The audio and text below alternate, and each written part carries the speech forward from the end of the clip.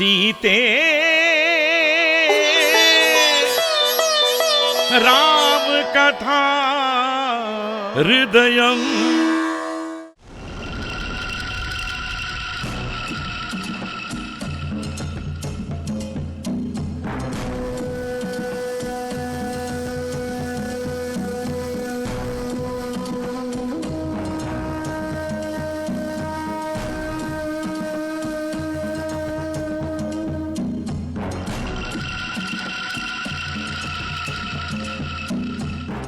महारानी कैकेयी,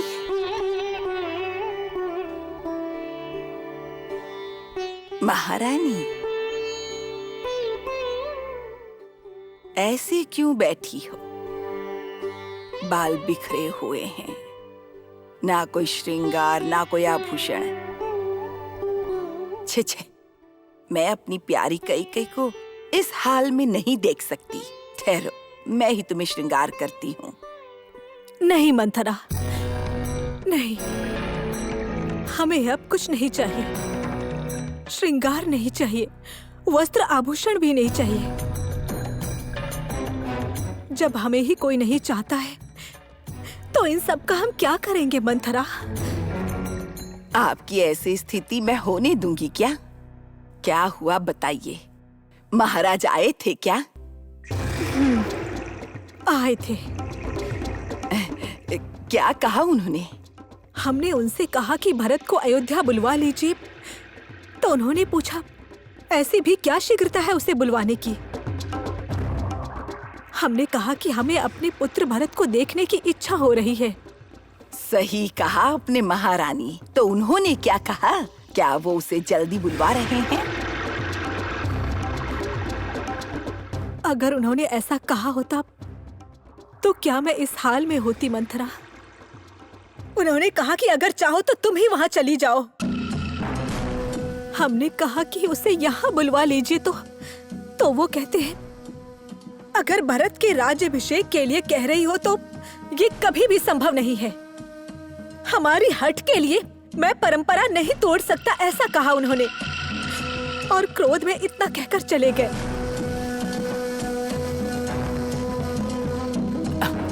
इतनी सारी बातें कह दी उन्होंने।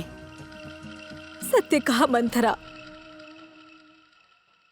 आज तक हमने उनमें इतना क्रोध कभी भी नहीं देखा मंथरा। हमें ऐसा लग रहा है जैसे हम पूरी तरह से हार गए हैं मंथरा।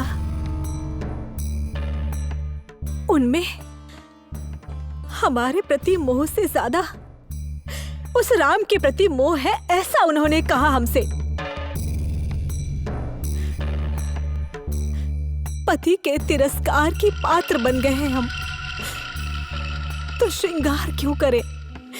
ये भोग विलास क्यों करें मंथरा? धीरज रखिए महारानी। आवेश में आकर जल्दबाजी में निर्णय लेना सही नहीं होगा। महाराज को राम से प्रेम है, ये सच है, और वो उसका राज्याभिषेक करना चाहता है, ये भी सच है।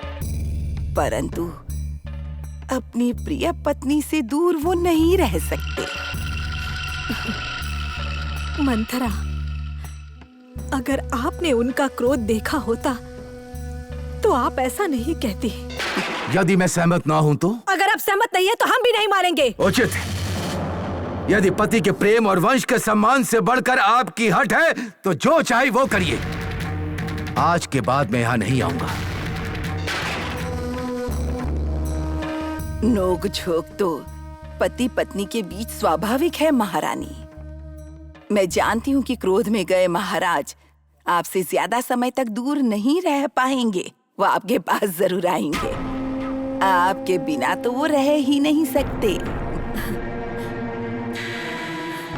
पहले हम भी यही सोच रहे थे मंथरा, परंतु वो नहीं आए यहाँ। प्रतीक्षा करते करते हमारे नेत्र पथरा गए हैं। मंथरा, हमें संदेह हो रहा है कि वो हमारे पास फिर कभी आएंगे या नहीं आएंगे? संदेह के भंवर में फंसने पर बाहर निकलना मुश्किल होता है। इसे अपने मन से निकाल दीजिए महारानी। मैं पता लगाती हूँ कि असली कारण क्या हो सकता है। मैं महाराज को आपके पास आने पर विवश कर दूंगी। मुझ पर विश्वास कीजिए महारानी। मंथरा, क्या ये कार्य संभव हो सकता है? क्या इस मंत्रा ने कभी कोई काम हाथ में लेकर उसे अधूरा छोड़ा है?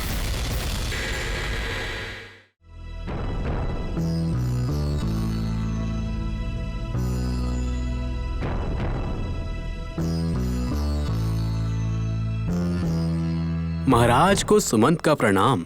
सुमंत, आइए आइए, मैं आपकी प्रतीक्षा कर रहा था। क्या महाराज कोई आवश्यक राजकार्य था? नहीं, हमें एक विचार आया है, उसी को बताने के लिए मैंने आपको यहाँ बुलाया है। कहिए प्रभु, क्या बात है? राम के राज्याभिषेक में कैकेयी बाधा डाल सकती है, ये हमने आपको बताया था ना? स्मरण है प्रभु। मैंने ही कहा था जब पूरी प्रजा का समर्थन होगा तो उनका हठ स्वयं ही निर्बल हो जाएगा महाराज। उसी संबंध में हमें एक विचार आया है। कैसा विचार? कहिए प्रभु। पूज्य ऋषि मुनियों, सामंत राजाओं, मंत्रियों और सभी गणमान्य प्रजाजनों को सभा में बुलाकर रामचंद्र के राज्याभिषेक पर उन सब के विचार लिए जाए, ऐसी मेरी राय है। इसमें बाधा क्या है महाराज? सभी हृदय से अपनी सहमति अवश्य देंगे महाराज। परंतु कैकेयी, सभी की राय जानकर कैकेयी अपने हट से पीछे हट सकती है, ऐसा है ना? अवश्य महाराज।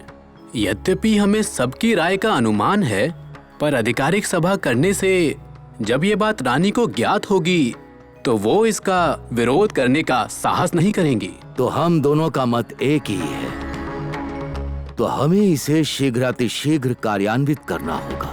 मैं शीघ्र ही सभी को संदेश भिजवाता हूँ महाराज। इससे तो एक ही तीर से दो निशाने लग जाएंगे महाराज। वो कैसे? सामंती और गणमान्य सभी प्रसन्न हो जाएंगे कि उनकी राय को भी महत्व दिया गया। आपके प्रति उनका सम्मान दोगुना हो जाएगा और रामचंद्र के प्रति उनका आदर, प्रेम, विश्वास और बढ़ेगा। और छोटी रानी ये देखकर कि उनके समर्थन में कोई भी नहीं है, वो अकेली हो जाएंगी। सुमंत, ऐसा लग रहा जैसे मन से मेरा कोई बोझ उतर गया। हाँ, समय बहुत ही कम है, सभी को सभा में उपस्थित होने का आदेश भेज दो। जी प्रभु, मैं इसी पल से कार्य में लग जाता हूँ। मुझे आज्ञा दीजिए। मंगल हो।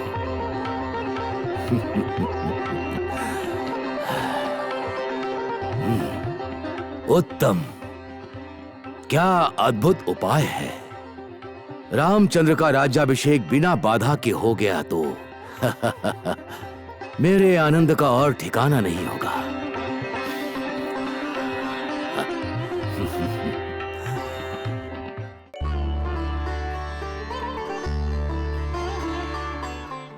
राजकुमार, हमारा प्रणाम स्वीकार कीजिए। प्रणाम पुजारी जी, आप कुशल से तो है ना? राजकुमार, क्या मैं आपको याद हूँ? याद कैसे नहीं, हम एक बार आपके देवालय आए तो थे। उस दिन आपके मंत्रोच्चारण की प्रशंसा की थी हमने। क्या आपको याद नहीं? हम जैसे सामान्य लोगों को एक बार देखने के बाद भी आपने अभी तक याद रखा है प्रभु। आप जैसे सद्गुणी प्रजाजन ही हमारे राज्य की संपत्ति है पुजारी जी। ये बालिका आपकी पुत्री है ना? जब हम आपके देवालय आए थे तब ये बहुत छोटी थी। इसका विवाह निश्चय हुआ है, यही बताने के लिए आया हूँ।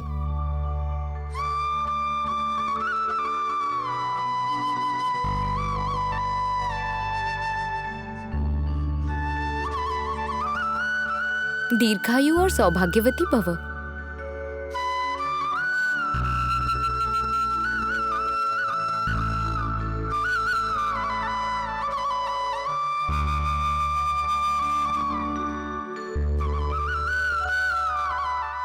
पुजारी जी, संकोच मत कीजिए। आपकी पुत्री के विवाह के लिए कुछ भी आवश्यक हो तो कृपया बताइए हमें। प्रभु, हम लोग धर्मराज में वास करते हैं। हमारे मांगने से पहले ही हमें सब कुछ प्राप्त हो जाता है।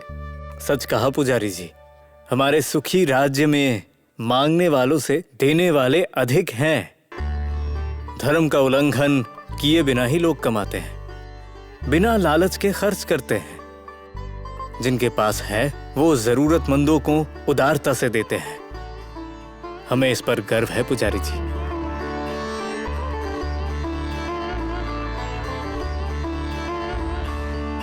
देवी, इस वधू को ये उपहार देकर आप आशीर्वाद दें।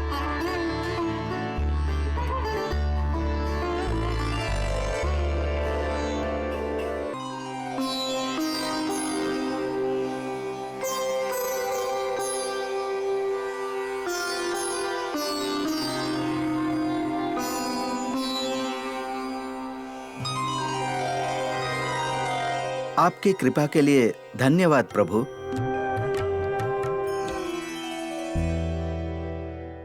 रामायण पहली बार सीता के नजरिए से सिनेविस्टा क्लासिक्स की एक नायाब पेशकश।